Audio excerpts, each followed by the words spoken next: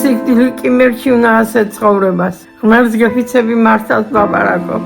ასეთ დატანჯულ ცხოვრებას არ მინდა არაფერი. ყველა დავტანჯე, მეც ვიტანჯები. დუღალე წყალი გადამესხა და მე განგრენაზე გადავიდა და ასე დავრჩი.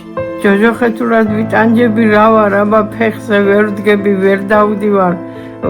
კასტელებითაც ვერ დავდივარ. და მართლაც ჯოჯოხეთური იყო ის ყოველივე, რასაც მე ჩერნოვეცკის ფონდის კორესპონდენტი შევესწარი, როდესაც ღვთისმიერ ქალბატონს დარეჯას ვესტუმრე. წლების წინ ფეხის თითები დაეწვა. უფულობის გამო კი საბრალო ქალმა ის მალამოები ვერ იყიდა, რომლებიც ექიმმა დაუნიშნა. საშინელ შედეგს თავადაც ხედავთ. მარჯვენა ფეხზე კი მხოლოდ ნახევარი ტერფი და 2 თითია. ყველა უბედურების სათავე 2017 წელს დაიწყო, როცა დიალის დამოკიდებული გახდა.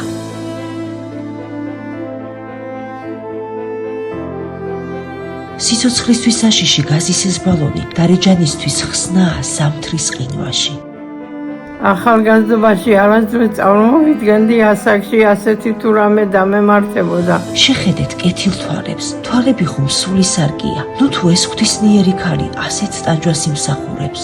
საჭიროა ოპერაცია, კერძოდ ხელზე უნდა დამაგრდეს ხელოვნური ფისტულა, რომელზეც შემდგომ დიალიზის აპარატი დამაგრდება. ეს არის ერთადერთი და უკანასკნელი გზა იმისთვის, რომ ამ ღვთისმიერმა ქალმა უბრალოდ იცოცხლოს.